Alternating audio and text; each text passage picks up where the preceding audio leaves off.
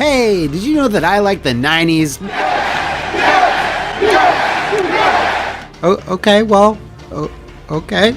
It doesn't get more 90s than the build engine, Kevin Silverman's gift to the world. It made for tons of environmental interaction, especially destruction, as most things can't explode fast enough in build.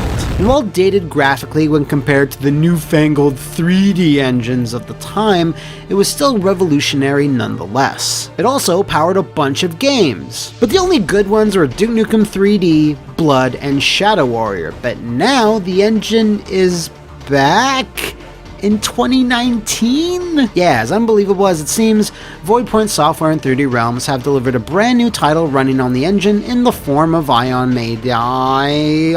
Fury. So I know this week you probably have lots of choices when it comes to reviews of this little shoot bang. So, if you're still here, awesome! Thank you very much.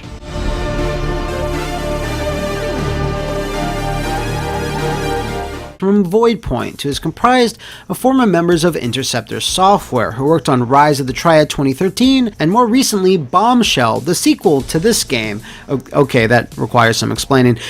Basically, Ion Fury is the prequel to Bombshell, which sets up the world and the characters. I played Bombshell for a little bit when it released, and while I didn't love it, anyway, when Ion Fury first got announced, it also got a playable preview campaign on Steam that lets you mess around in a few levels. You can watch that here. And that's when I also immediately took notice. Now, in the late 90s, I spent more time playing the build engine than going to school, and it's like, haha, look at me now, Mrs. Pendleton. So when I heard they were taking the Bombshell IP but doing what they should have from the start, which is making an FPS, I was pretty excited. So, you play as Shelly Bombshell Harrison, a soldier in the GDF whose beat is the entire city of, like, Neo-Washington, DC. The problem with the future, of course, is robots, or cyborgs, or whatever fusion of the two. All of Shelly's cop friends have been dropping like flies, killed during repeated clashes with cybernetic riffraff. So, as any badass hard-boiled cop does, she's drinking away her sorrows and or frustrations at a local tech noir. Suddenly, a massive attack rocks the city, and the build engine does what it was designed to do, explode. And with the alcohol still churning in her stomach, Shelly gets to work. Turns out all this robotic rampaging is caused by one Dr. Heskel, played with gusto by John St. John, an evil scientist that feels right at home in the greater Apogee actionverse. Sit down, little girl. This is your final warning. What are you gonna do? Send me to my room? Reminds me a lot of other Doctors, both of the Proton and Mangle varieties. So the player's goal is to put an end to Heskel's machinations, and do so while finding hundreds of thousands of secrets, utilize a variety of high-powered weaponry, all whilst throwing out catchphrases through 28 levels of old-school carnage.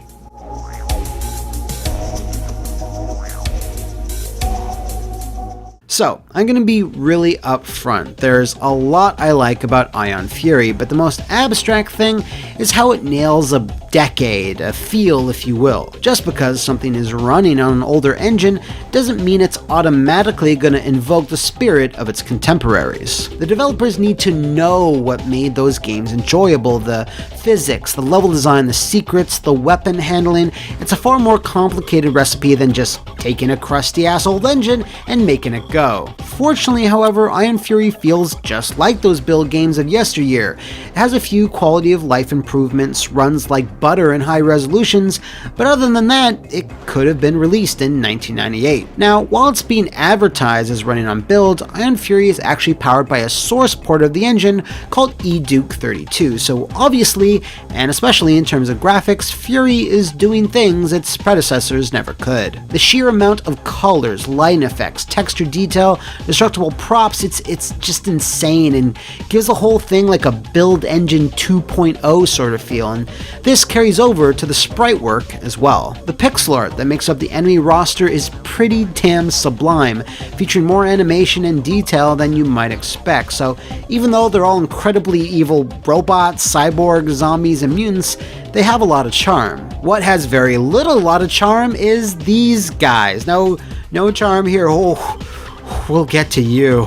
The weapon sprites are also no slouch, with pretty much all of them being glorious works of art that should be hanging in some type of FPS Sistine Chapel. And while they're certainly cleaner and crisper than other build engine games, they don't look too good or unauthentic for the time. It all makes for a visually stunning package in general, and while Duke 3D explored contemporary action movies of the 90s, Shadow Warrior martial arts cinema, and blood gothic horror, Ion Fury cuts out its own world and aesthetic with cyberpunk and looks damn good doing it. This all then feeds into the actual level design. It's like, hey, these levels look great.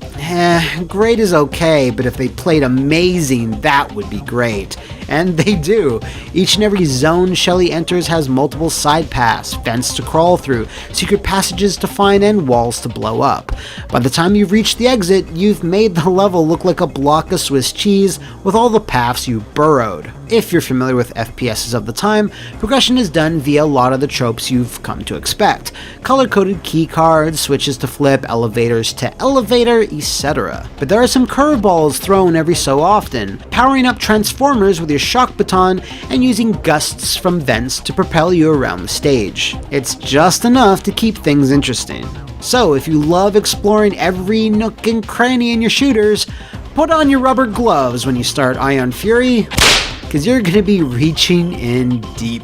I mentioned how dope the sprite work is on the weapons, and thankfully their triggers are just as dope to actually pull. You have the aforementioned baton, the Loverboy revolver, the disperser, your shoddy grenade launcher hybrid, 2 machine guns that light your enemies on fire, cause fuck you, that's awesome, the ion bow, the bowling bomb, and a couple of more. In addition, each one also has an alternate fire, with most of them being mad useful. There's a lot of variety here, and while each weapon has a clear use, it's pretty subjective to which weapon you'll gravitate towards. That's because the feedback from killing enemies is really impactful regardless of which one you use, citation needed. So sprinting around like a maniac, tossing bowling bombs at groups of enemies and watching the viscera rain down never gets old. In general, I think Shelly's arsenal is really solid, but it's not perfect. More on that later when I pick some nits. The last thing I want to give a quick shout out to is the game's amazing soundtrack, which was composed by Andrew Holshall. It's actually Jarko Rotston. Not sure what he's done before, but if you make sure to peel your earballs back when listening to the game's OST, you'll most likely become a fan. Plus, he sounds like a bounty hunter from Star Wars. It's a testament to his work that even if you've killed all enemies in a level and are now simply secret hunting, the pumping synthwave soundtrack will keep you pumped.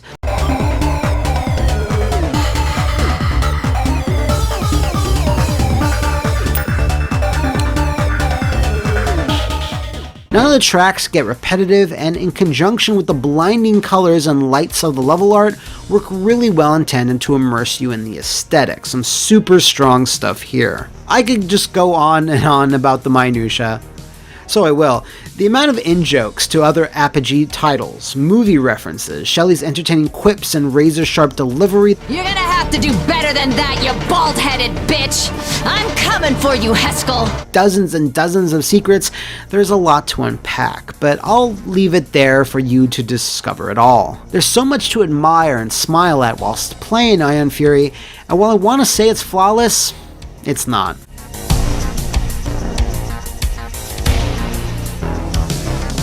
So yeah, there are some negatives to Ion Fury, but like the bumper just said, they're thankfully not cracks, but rather just some minor blemishes. As much as I enjoy the complex level design, there's something to be said about a lot of the levels feeling very samey in terms of art and location.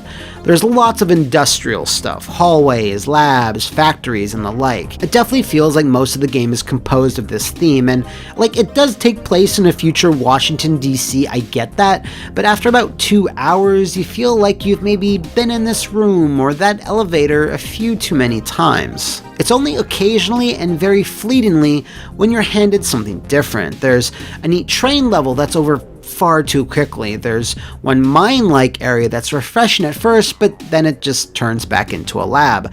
Then there's Haskell's House of Horrors, a very blood-like level that, while good, is also the exception and not the rule. After these brief dips into variety, it's another long stretch of factories, bunkers, and yes, sewers. Oh, what an incredible smell Haskell's discovered. Now, this all has to do with how the levels are set up.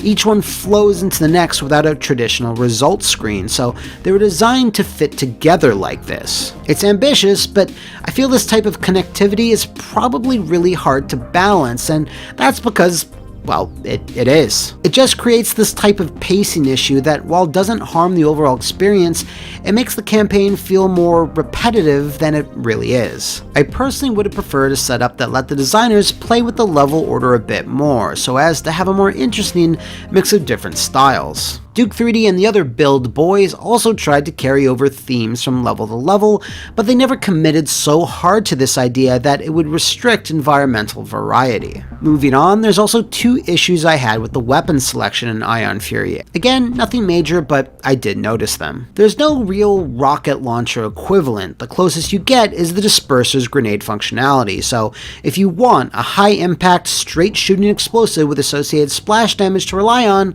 well, there isn't one. The other thing is the Disperser itself. It's the game's shotgun and it is the workhorse of your death-dealing tools, but I feel the sound and the feedback is not as punchy or as satisfying as a lot of other shotguns.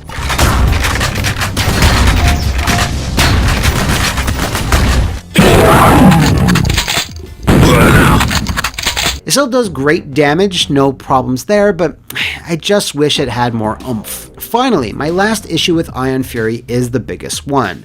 These fucking things. I don't think there's been a first-person shooter ever created where someone goes, "Man, I love fighting those tiny annoying enemies that are hard to hit. Can't get enough of those guys." No, absolutely not. Big disgust. They're annoying in old games, and they're annoying now. Enemies with different behaviors and patterns are a good thing, but I honestly feel these cyber spiders are in every goddamn level. They hang from ceilings and seemingly swarm you the moment you even think about stepping into a closed space. Now, a well-placed whack with the shock baton can kill them in one hit, but it sends them into this stun state where they then proceed to explode, and even then, hitting them with a baton can still be a pain in the ass. I would honestly say in a future patch to maybe cut back on the amount of spawns these things get, like across the board. Again, does this ruin Ion Fury? No, of course not, but it's a niggle that comes really close to being upgraded to a major negative. So with that said, please proceed to let me know in the comments about the correct tactic/weapon/alt-fire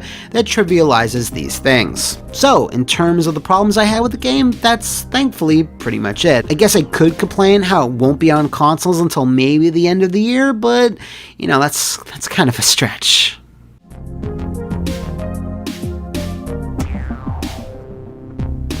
Like I stated at the start, Ion Fury absolutely nails what it sets out to do. A throwback to an older time in FPSs, wisecracking heroes, interesting and complex level designs, and a bunch of over-the-top weapons. It does this with aplomb, and unlike some other misguided attempts you'll see on Steam, it feels absolutely genuine. It's gorgeous to look at, a blast to play, and only has some minor issues that, if I'm gonna be honest with myself, might be fairly subjective. As a massive fan of 90s shooters and the build engine holy trinity, I heartily award Ion Fury a Damn, I'm good. So there you have it. If you're interested in the game, links are in the description below, as well as one to the exclusive big box edition of the game filled with physical goodies. Fury's multiplayer is not available at the time of this writing, so I might do a separate video of that down the line. Let me know in the comments below if you're interested. So until then, see you next time, kids, for the next Flophouse review. Oh, I don't think that's covered under warranty.